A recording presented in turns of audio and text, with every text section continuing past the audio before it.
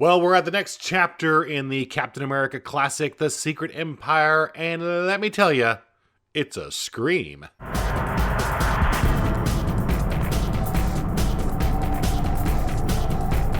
Welcome to Kevin's commentary on comics. Today, we are diving deeper into the Secret Empire Saga. As I said before, we left off with our heroes, Captain America and the Falcon, defeated by Moonstone. So let's take a look at Captain America and the Falcon, number 172, entitled, believe it or not, The Banshee. Written by Steve Englehart with interior art by Sal Buscema and a cover by Gil Kane. So we open this one with Moonstone standing over Captain America and the Falcon, declaring it's their final defeat. But as he's just going to go in and kill the heroes, Quentin Hardiman, the guy behind the ad campaign that is currently smearing Cap's reputation, says if Moonstone kills them, they'll just become martyrs and that would defeat the purpose.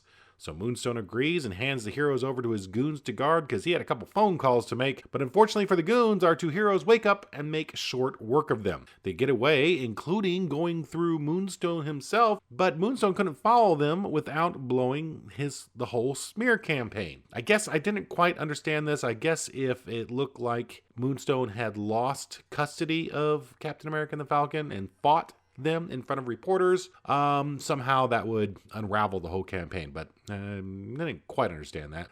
Moonstone, although I'm not showing these panels, actually had one of his guys hit him in the head, so it looked like Captain America and the Falcon escaped him. So Cap and Falk head to Sam Wilson's, aka the Falcon, his office, and they figure out the next steps, which meant heading to Nashville because they figured out that is where Moonstone got his moon rock from. So maybe they can uncover some more information by going there, so they set off to Nashville by hitchhiking. I guess since Cap is a wanted man, they couldn't just borrow a Quinjet from the Avengers, and this must have been before they provided stipends to their members, since he obviously couldn't afford to rent a car either. Oh well, hitchhiking back in the 70s was certainly a means to get around. So after they get to Nashville, they inadvertently bump into Sean Cassidy, otherwise known as the Banshee. Actually, I said Sean Cassidy, maybe it's Sean Cassidy? Pretty sure Sean is still pronounced Sean. And I don't know if he was named before the Hardy Boy and pop singer Sean Cassidy, but anyway, Banshee figured the guys were after him, so he decides to attack first. Now, I'm not real clear on the history of the Banshee. I know he was an Interpol agent at some point and then got mixed up with an evil mutant group known as Factor 3, but it sounds like he just fell in with the wrong crowd more than being basically evil. Obviously, though, he's touchy about Captain America being around and uses his sonic scream on Cap and the Falcon. They fight, and luckily Cap managed to sock Banshee in the jaw, which reduced his powers a bit. Now here we have the Falcon, without the full ability to fly with his new wings, climbing a lamppost so he can glide down after Banshee. I still think it's funny, and I can't figure out why they didn't just give him full flight from the start, but what are you gonna do? Banshee fully recovers from his jaw injury and takes the two down with a sonic scream, but just as he plans on getting away, guess who shows up? Why, it's none other than Cyclops of the X-Men, who tries to take out Banshee, but the Banshee overpowers the leader of the X-Men with,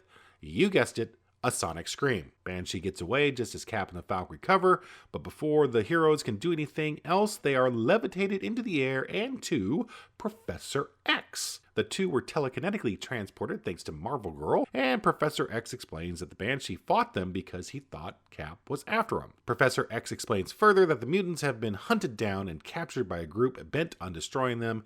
Cap says, well, you know what, that's great, but I got my own problems. But Professor X says, hey, he believes the group Cap is hunting is the same group the X-Men are hunting. They decide to team up, and the issue ends. So I'm Kevin, and that was my commentary. So the X-Men are now entangled in the Secret Empire Saga as well, huh? Wow, this should be good. Now, as you can see, this is still the original X-Men, who are, for some reason, sporting their original uniforms, and not the individual ones they had in their own book. I think the reason why is explained in the next issue, but we'll just have to talk about that when we talk about that, okay? So one of the things I really liked about this issue was the Banshee, as he was always a cool character to me, but my first exposure to him was when he was a member of the all-new and all-different X-Men. And what's even cooler, though, is that when Professor X recruited the Banshee in Giant Size X-Men number 4, I don't know, shame on me for not knowing that number, but because it's a pretty pivotal issue.